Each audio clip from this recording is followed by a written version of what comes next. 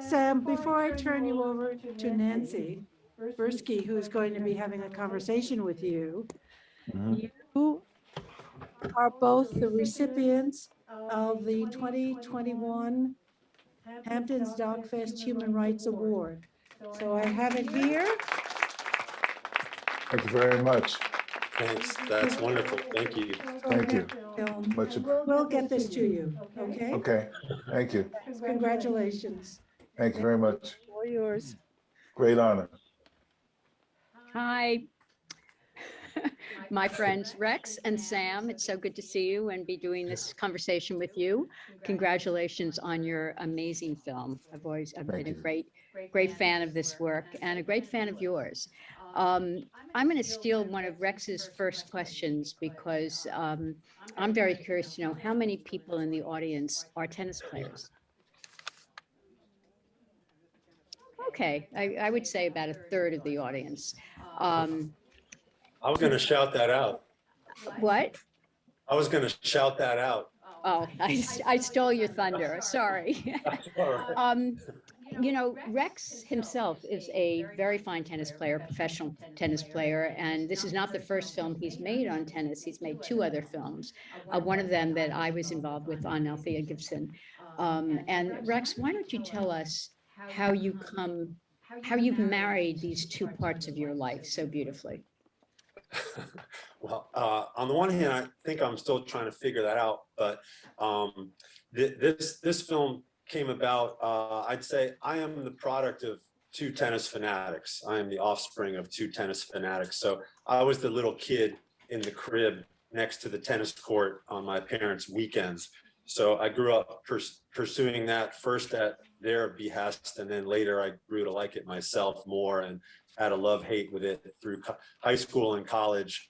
And I think when I was starting out as a photojournalist, I had an entry point into some tennis events, US Open and whatnot. So that helped along the way. And then as far as telling stories through tennis, I've always felt that these are not tennis stories, they're bigger stories, but tennis gives us a way in. And being a tennis coach, I see all kinds of metaphors related to the individual struggle if you just look at it through a tennis filter. Thank you. And Sam, how about you? Are you a sports person? Do you play a sport? Do you focus on this? Do you see the relationship between sports and the human condition? Is what I think Rex is saying. I absolutely do, Nancy. I didn't play much tennis, not like Rex. I gravitated toward racquetball and squash, and I fenced in college. Was also like tennis, a sport that you didn't see many black fencers when I was growing up. So the connection between, that question about is sports, is it political? I say yes, and I think that this film shows that Arthur Ashe and others like Jackie Robinson and Bill Russell and Kareem Abdul-Jabbar, Jim Brown, so many others in today's young tennis players, Coco Gauff and Naomi Osaka understands that you can't separate the sport from the politics. And in the past, we've often seen sports films siloed in the industry, on network television and other places, there would often be a special sports category. And I think that's happening less and less. Do you have any thoughts about that? I mean, obviously, there are people that are really interested in these films just because of the sports, but you're obviously both interested in taking that to a different level. Rex? Sam, go ahead. Go ahead, No, you can go first, Rex. Well, I think for Arthur, the two absolutely went together. So in this case, more than even in some other stories that you might find in sports that connect to the human condition, it's front and center. Arthur's activism was very important to him, and we've talked a lot about it with the film so far. And I think his activism started back when he was a teenager and when the Emmett Till murder happened. You could look at other points along his career. Well, he launched himself after the US Open in '68, but that was something as a young Black man growing up in Richmond, the capital of the Confederacy, was never very far away from him. So yeah, I think the two are interconnected for him for sure. So that was very front and center for this project. And yet he I absolutely, talked, oh, sorry, go ahead, Sam. and I absolutely agree. I think that, you know, from his young life, as Rex just mentioned, the death of Emmett Till, growing up in a segregated America and wanting to be a tennis player, he understood the obstacles he had to confront and face. And as you know, as Johnny Ashe mentions in the film, he wanted to be the Jackie Robinson of tennis, you know, which he really did become, you know, in his own way. I thought the way you both handled the gradual emergence of Arthur Ashe as a civil rights spokesperson, explaining why he had been quiet for so long. That was, to me, one of the most interesting trajectories in the film. This is a film about character and character development and character change. Did you guys discuss how you were going to handle that? Because at first he comes across as people actually said, a little bit of an Uncle Tom. You probably didn't want that to be left in people's minds for very long. So how did you decide the trajectory of this? Well, I can answer that. We hired Sam Pollard to figure it out. But seriously, I toiled on it for a couple of years with a few different editors, and the obstacle at first was Arthur, like, where was the fire? Where was the rock throwing? Where was the Ali? Like, some of these editors didn't get the nuance, and they were looking like, what are we going to do? You know, he's so mellow and he's so tame and so non-emotive. So yeah, that was a big obstacle. But then the fact that he was called an Uncle Tom by multiple people, you know, of his own race and of his own political, you know, persuasion, pretty much. Just they were a little more pushy, wanting to burn the house down as opposed to dialogue. So it was, I think Sam did a great job finishing, polishing, and teasing this out in the correct way, so that you didn't see this emergence, and that cinematically it wouldn't be held against him that he was doing things sort of calmly and pragmatically. I think it's important to say this too. You know, we have a tendency in this culture to think that somebody comes out being one way or the other. You know, you look at A-Trap Brown, you look at Stokely Carmichael, you look at Bobby Seale, Huey Newton, you know, Eldridge Cleaver, you say, wow, they must have came out of the womb being radical. That's not the case. You know, people evolve. And what's interesting about the Arthur Ashe story and this film is we were able to show the evolution. And I think one of the things that really does that extremely well was when Rex was able to find those audio tapes that really gives you a sense of Arthur's inner thoughts. For example, when he speaks to feeling a certain amount of shame, not being down in the South during the sit-ins and seeing young Black people being beaten and pulled off those restaurant stools, that's really compelling. And you see a man who's basically saying, I want to elevate my game as a tennis star, and didn't want to challenge what was happening in the turbulent 60s until the assassination of Dr. King and Bobby Kennedy. And that was sort of like a wake-up call for him, you know. And then to say, now after I've won the US Open, the first US Open in 1968, I now have a platform. He felt a certain level of confidence now to be able to speak up and speak out, knowing full well that he was going to do it his way, and not the way that Ali did it, you know, not the way that you know, Jim Brown or Bill Russell or Kareem did it, but he was still going to speak it. And it didn't mean that he wasn't still going to get some brickbats, as we see when he went to South Africa.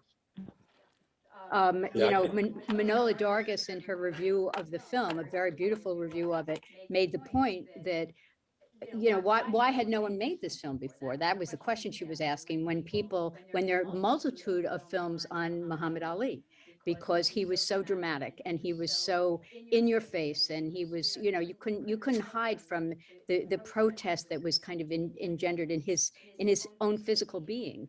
And I mean, are we at a point where we're more willing to look at a story with this kind of nuance?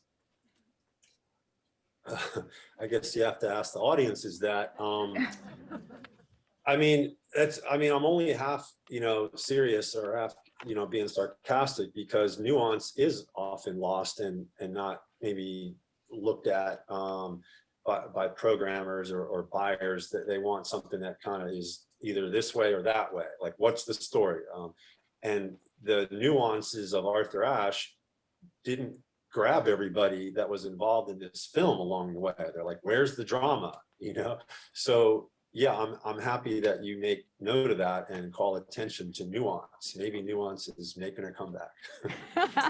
When I say nuance, I mean Arthur's nuance, you know. Sam. You know, I would say this, you know, I'm guilty of this also, of looking at somebody in a one-dimensional way. I remember I grew up in the 60s, like Rex, so I'm older. So in 68, I was 18. Now I knew about Arthur Ashe. I knew that he was the, you know, the one black player who was playing in the world of the white tennis world. But I didn't know about the other aspects of his life. I knew about the AIDS. You know, I knew about he had got it through a blood transfusion, but I didn't know how active he was behind the scenes. So this for me was a wake-up call. And the other thing I would say too, that it's important for us as documentarians when we're creating these stories to be able to look at people like Arthur Ashe and others and look at the complexity of their lives. You know, when you look for the nuance, that can make them more interesting. You know, because you know, when you think about Arthur Ashe and you look at what Rex really wanted to do, and he was thinking about this film, he was looking at a man who evolved. And human beings, if they have the mind to, they can evolve, and that makes them special. And he's special. He's really special. You know, I agree, Yeah. Sam, because there's so much, you know, we look at narrative films, and usually a narrative film has this kind of character development. That's what people are looking for. But when it comes to documentaries, we want conflict and we want tension right out the gate. And you've shown us that you can make a beautiful movie with this level of character development, and people can walk away from it. And in fact, there is conflict in it, and there's obviously tragedy that he dies so young. But frankly, it's a movie that uplifts one incredibly powerful and inspiring individual. Again, that's usually not the kind of thing that the industry looks for. They ask us to, where's the tension, where's the conflict, where's the drama, and where's the tragedy? Well, it's all in here, but it's just more subtle. You know? Yeah, I think we were pretty excited when we got these tapes. I'll just quickly tell the story of where they came from because it was a team effort. But I spent a couple of weeks at the Schomburg Center in Harlem going through all 47 boxes of Arthur's papers there. And I found this transcript, and it was probably like 1,000 pages, and it was just an extended interview. And it wasn't even an interview. He was just talking and talking and talking. Yeah. But what it was for the autobiography, Days of Grace, that Arnold Rampersad wrote. So our colleague, archival producer Hannah Shepard, you know, reached out to Arnold Rampersad, and she got him to go look up in his attic to see if he could find these tapes, you know, that I had read, these transcriptions. And he called us back a few days later and he said, I found a shoebox with 33 micro cassettes in it. Would you like them? So, and what was missing in the film was all of this internal dialogue of Arthur, because publicly his interviews were, you know, kind of a little bit surfacey, a lot of them, but this was really a window into what he was thinking about Emmett Till's murder, or about Jimmy Connors or John McEnroe. So we got a little lucky, but it was due to hard work. Well, I shout out to Hannah Shepard, and I want to take a moment just to say that not only has Hannah worked with me, but Rex is my DP on all my films, and Sam has been a consulting producer on most of my films. So this is really a family discussion. And in that vein, does anyone have any questions? I'm hoping there might be one or two in the audience. Don't be shy. Yes, sir. In the Billie Jean King autobiography, you show a wonderful togetherness scene of the two of them. She was quite disappointed at how insensitive he seemed to be to the women's movement when it came on, when women were trying to get professional status so they could make a living and make some money. You show one little bit of his writing about that, but say a little bit more about that other civil liberties movement that. Yeah, it's interesting. I just answered a comment on Facebook about that by someone who hadn't seen the film, that was also referencing the same passage in Billy's book. And well, I think Billy tells the story. So if Arthur evolved enough for Billy, then I think he evolved. And, you know, she attributes it to his relationship with Jeannie, a very strong, evolved woman, accomplished woman. So I think Arthur came a long way. And initial comments, I think the most well-known comments are when he was talking about women didn't deserve equal prize money early because they didn't play 3 out of 5 sets and some other silly reasons. But I think Arthur was a product of his, upbringing. Sam, you want to comment on that as well? Well, yeah, I mean, he was a product of his times, and living in a male chauvinist world, and that's how he thought. I mean, and fortunately, he met a woman who's a very strong personality, who pulled his coattail and said, "Listen, you got to rethink how you look at and perceive, women, and particularly women tennis players." I mean, it's again, it's about evolution, and this was a guy who evolved. He didn't stay stagnant. Most of us stay stagnant, but fortunately, this wasn't the type of man who did. Yeah, and I'd say about Arthur, his character was such that if anybody had a bone to pick with him, he's open to dialogue. I mean, that's his entire thing. Oh, do you have a difference of opinion? Okay, let's talk. He was all about communication and bringing people together. And that's why I think his message is so poignant now when everybody's in their own silo. Arthur would have been reaching across the table to at least dialogue. He might not agree, but he's going to be open to dialogue if you have an argument. His mother died when he was very young. And we don't know too much about his other relationships, at least through this film. Maybe you guys felt there was more to that story, but you didn't feel it was, it helped tell the core of the Arthur Ashe story. But when he finds Jeannie, he just fixes on her and he knows she's the one. Do you want to tell us anything more about his relationships with women? Oh, there were more. There were some interesting ones. Yeah. Yeah, there was, I don't even know if Sam knows about this woman, Ingrid Benser, who was a Swedish tennis player who was #1 in Sweden the same time Bjorn Borg was. And she dated Arthur. In fact, Jeannie was the one that said, you need to talk to her, because it was way before Jeannie. But she was, that was a whole interesting relationship. And through the early part of 1968. And in Europe, and they were traveling together. And then Arthur kind of went home without her, went back to the States without her. And then 2 months later, he won the US Open. So, but she was very close with Arthur even later, and close with Jeannie. And there were women at UCLA. And so, yeah, that could be another film. Another film, exactly. I thought it was very clever how you managed to work in, and I don't think you did this to be clever, because I thought there was a really good reason for it, but the whole relationship with John McEnroe and how Arthur handled that, how Arthur handled that, and how it actually reflected on how much difficulty he had expressing his emotions, his envy of McEnroe's ability to do that. I compliment you on that. Any other questions? But there's an interesting thing that's interesting to me when you watch this film, particularly in the connection with not only McEnroe but Jimmy Connors.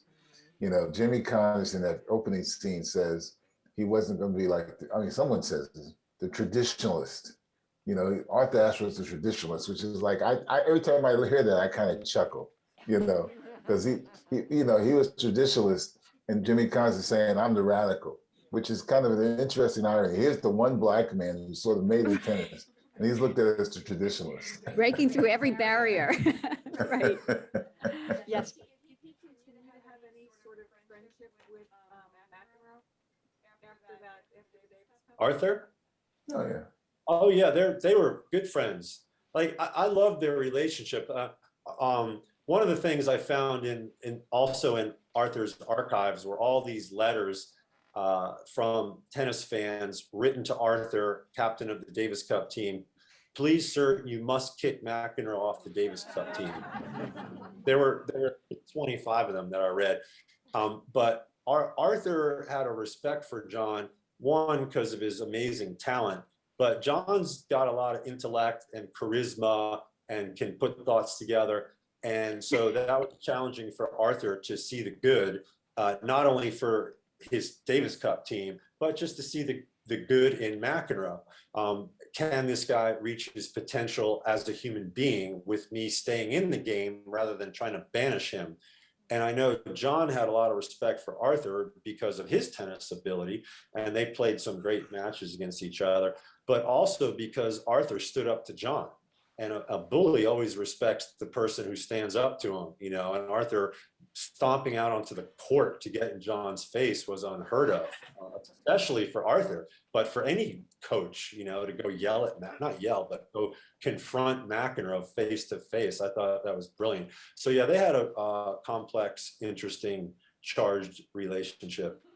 And you know, what's also interesting too is for all of his feistiness and his craziness, McEnroe's the lover of the game. He loves the history of the game.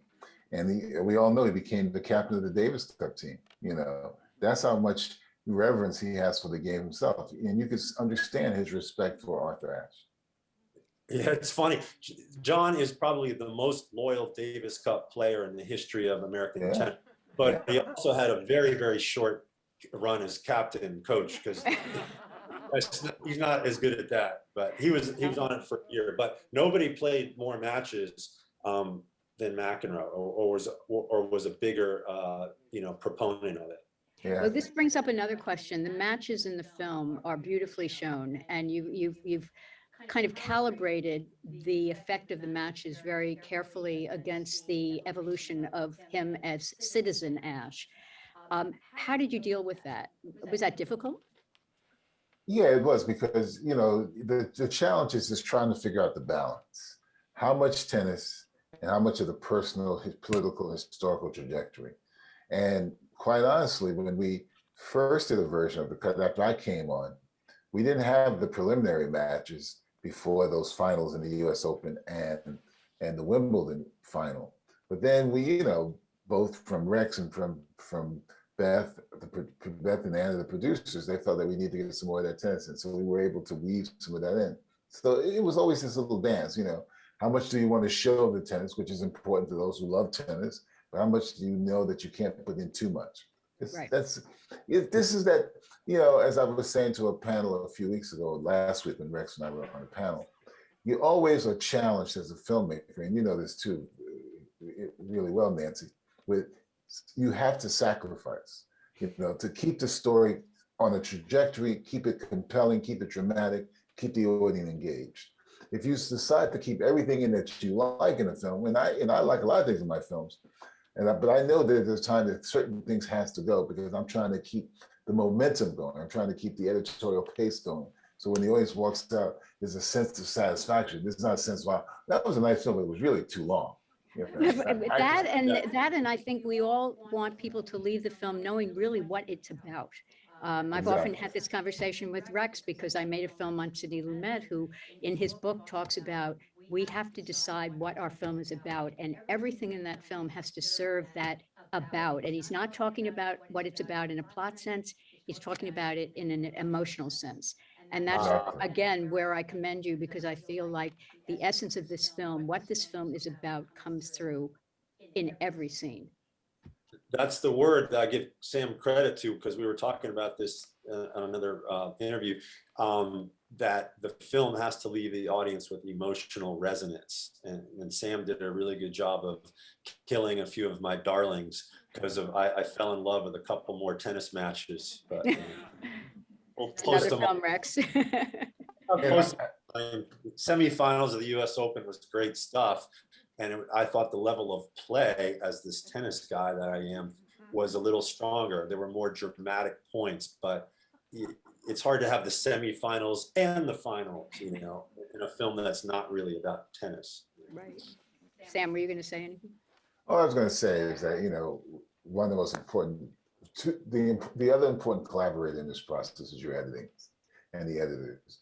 And I was very fortunate. I had Ben Zansky, who worked on The Last Dance and the OJ documentary, and another editor, R.A. Fetty, who helped me keep this film on track and shaping the narrative. I think there was another question in the, yes, sir. Although there were a lot of references to the racism, it struck me that there wasn't a lot of explicit or graphic statements or reactions to statements, and you see that very often in films like this, certainly with like Jackie Robinson, all the things she had to endure over the years. Did you make a conscious decision not to go that way and not to overemphasize that? You mean racist statements against Arthur Ashe? As it was coming up, yeah. You mean like cross burnings or like things that were done. Attacks- Or, you know, attacks of him. calls from the audience and things like that. Yeah, I mean, I'll just answer first. There were a couple things that we could have played that up, but you kind of get the point, you know. He grew up when he grew up, where he grew up in this tennis world, and I think the Emmett Till murder sums up a whole lot. There's nothing that happened to Arthur that comes even remotely close to that. So a lot of his was just being excluded. Okay, he grew up sort of semi-middle class for a person of color at that time. So we don't want to try to make it seem like he was down the street from Emmett Till. So why don't you tell us where people can see this film and, you know, what's the next part of the journey for you both? Well, it's playing, it started yesterday in New York City at the Quad. So anyone who's in the New York City area can go to the Quad from yesterday until next week to see the film. There's 3 or 4 shows. And then I think the following week it goes to the Landmark, right, in Los Angeles. Yeah, and then it is streaming now through Magnolia Pictures. It's on every platform, YouTube, Amazon. So I think you can just Google it to stream it. I'm not sure if the streaming is indefinite or just during the theatrical release, but that's not too hard to find out. So Great. And then it'll premiere on HBO Max when, around Wimbledon, is it? I think it's going to first be on CNN before the US Open next August, and then a couple of weeks later, HBO Max. And until then, we're doing festivals and some educational outreach screenings. Well, congratulations to you both. I think it's a wonderful film. Congratulations. And congratulations on your Human Rights Award from the Doc Thank you very Fest. much, Nancy. Thank you very you. much. And Nancy, great to be doing this with you. Pardon? What did you say? Great to be doing this with you. Thank you, Rex. It's been fun.